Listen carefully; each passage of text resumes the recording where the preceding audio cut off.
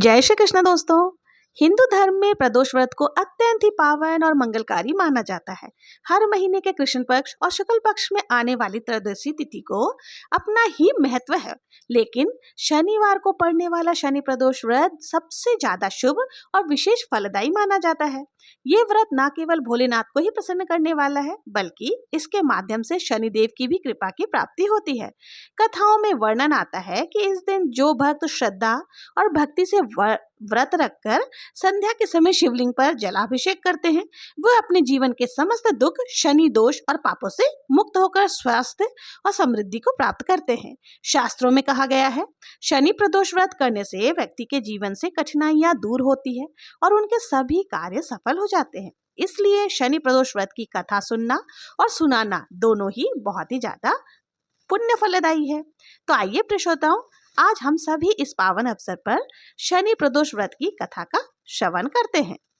आषाढ़ महीने के शुक्ल पक्ष में पड़ने वाला प्रदोष व्रत शनि प्रदोष व्रत है, जो कि इस बार 4 अक्टूबर दिन शनिवार को रखा जा रहा है। इस दिन प्रदोष काल का समय शाम को 5:22 से लेकर के 6:52 तक रहेगा। श्रोताओं, आज शनि प्रदोष व्रत कथा सुनने से पहले हम सभी मिलकर भगवान श्री गणेश जी का आह्वान करते हैं। हे विघ्नकर्ता, हे गणेश जी, आप बुद्धि, विवेक, शुभता और मंगल के अधिपति हैं। प्रत्येक शुभ कार्य की शुरुआत आपके स्मरण और आह्वान के बिना अधूरी होती है। आज इस पवित्र शनि प्रदोष व्रत में मैं आपसे विनम्रता पूर्वक प्रार्थना करती हूँ कि आप पधारे और मेरे इस व्रत पूजा और साधना को सफल बनाए। हे गजानन, आप मुझ पर अपनी कृपा दृष्टि बनाए रखें, मेरे सभी कार्यों में आने वाले सभी विघ्नों को दूर करें और जीवन में मंगलमय सफलता प्रदान करें। आपकी सोच, बूझ, धैर्य और विनम्रता से ही जीवन में स्थिरता आती है। इसलिए हे प्रथम पूज्य, मेरे अंतःकरण में निवास करें, मेरे भावों को शुद्ध करें और मेरी साधना को स्वीकार करें। आपकी उपस्थिति से ही व्रत पूर्ण होता है और आपके आशीर्वाद से ही जीवन में शुभता का संचार होता है। ओम श्री गणेशाय नमः। अब चलिए हम लोग सुनते हैं प्रदोष व्रत की कथा। प्रदोष व्रत की पौराणिक कथा के अनुसार एक बार की बात है, एक नगर में एक सेठ जी रहते थे। सेठ जी के घर में हर प्रकार की सुख सुविधाएं थी। उनके पास अपार धन संपदा थी, लेकिन उन्हें एक ही दुख था कि उनके कोई संतान नहीं थी। इसी कारण सेठ और सेठानी बहुत ज्यादा दुखी रहा करते थे। उन्होंने संतान प्राप्ति के लिए कई उपाय किए, व्रत उपवास रखे, लेकिन सफलता नहीं मिली। तब दुखी होकर कुछ समय बीतने पर सेठ जी ने अपना काम नौकरों को सौंपा और खुद सेठानी के साथ तीर्थ यात्रा पर निकल पड़े। और अपने नगर से बाहर निकलते ही उन्हें एक साधु महाराज मिले, जो ध्यान मग्न बैठे हुए थे।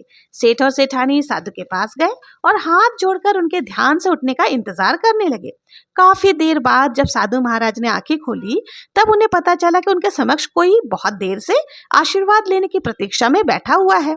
साधु ने सेठ और सेठानी से कहा कि मैं तुम्हारा दुख समझता हूँ, तुम इस दुख से मुक्ति पाने के लिए शनि प्रदोष का व्रत करो, इससे तुम्हें संतान सुख अवश्य ही प्राप्त होगा। फिर साधु ने सेठ और सेठानी को प्रदोष व्रत की विधि बताने की और भगवान शिव की वंदना करने के लिए कहा। भगवान शिव की वंदना इस प्रकार की जाती है। हे रुद्रदेव शिव, आपको नमस्कार है।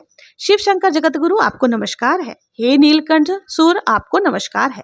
शशि मौली चंद्र सुख, आपको नमस्कार है। उमाकांत सुधी, आपको नमस्कार है। उग्रत्व रूप मन, आपको नमस्कार है।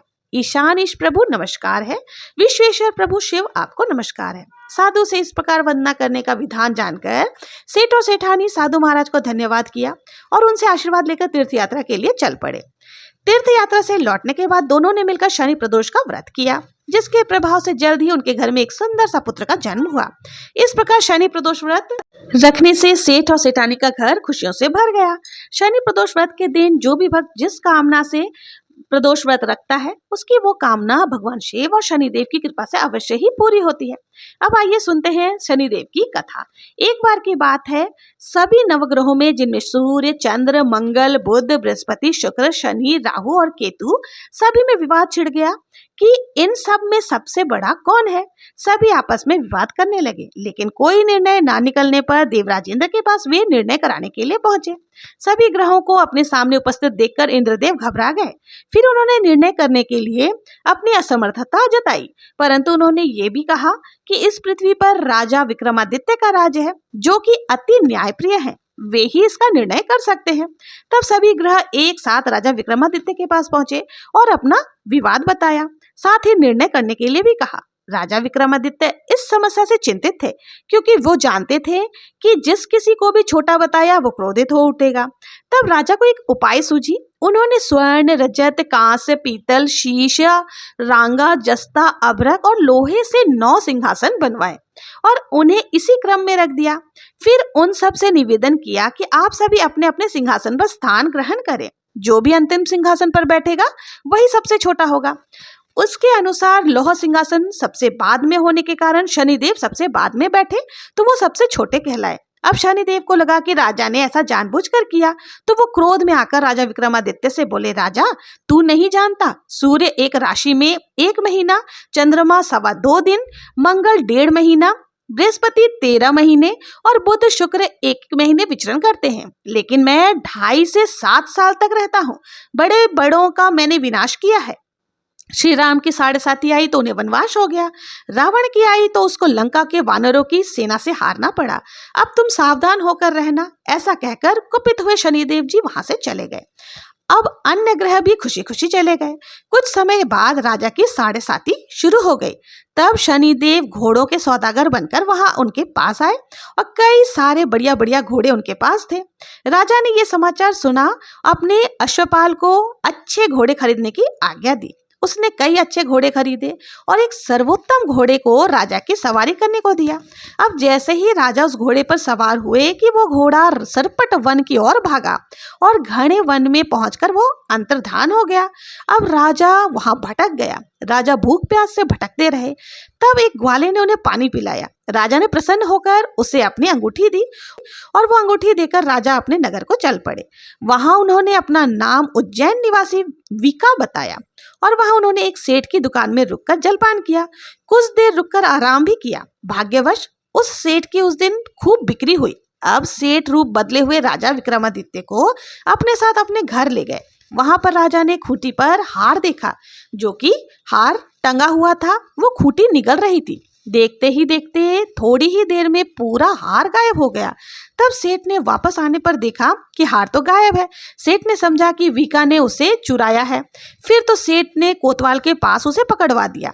अब उस नगर के राजा भी राजा विक्रमादित्य को चोर समझकर उनके हाथ पैर कटवा दिए और नगर के बाहर फिकवा दिया। वहां से एक तेली निकल रहा था, जिसे दया आई और उसने विका को अपने गाड़ी में बिठाया। वो अपनी जीभ से बैलों को हाँकने लगा। उस समय तक राजा की शनि दशा समाप्त हो गई। वर्षा ऋतु आने पर राजा मल्हार गाने लगे। राजा जिस नगर में थे वहां की राजकुमारी मनभावनी को उनका गाना इतना ज्यादा पसंद आया कि उसने मन ही मन प्रण कर लिया कि वह उस राग गाने वाले से ही विवाह करेगी। राजकुमारी ने दासी को राग गाने वाले को ढूंढने के लिए भेजा। तब दासी ने बताया कि वो तो एक चौरंगिया अर्थात अपाहिज है, परंतु राजकुमारी नहीं मानी। अगले ही दिन वो भूख और प्यास त्याग कर अनशन पर बैठ गई कि वो विवाह करेगी तो उसी से करेगी। बहुत समझाने पर भी राजकुमारी नहीं मानी, तो राजा ने उसे तेली को बुलाया और विवाह की तैयारी करने को कहा। फिर तो उसका विवाह राजकुमारी से हो गया। तब एक दिन सोते हुए स्वप्न में शनिदेव ने राजा को दर्शन देकर कहा, राजन देखा, तुमने मुझे छोटा बताकर कितना दुख झेला है। तब राजा ने उनसे क्षमा मांगी और प्रार्थना करते हुए कहा, हे शनिदेव, जैसा दुख मुझे दिया किसी को मत देना। तब शनिदेव मान गए और कहा कि जो मेरी कथा और व्रत करेगा उसे मेरी दशा में कभी कोई दुख नहीं होगा। जो व्यक्ति रोज मेरा ध्यान करेगा और चींटियों को आटा डालेगा उसकी भी सभी मनोकामनाएं पूर्ण होगी।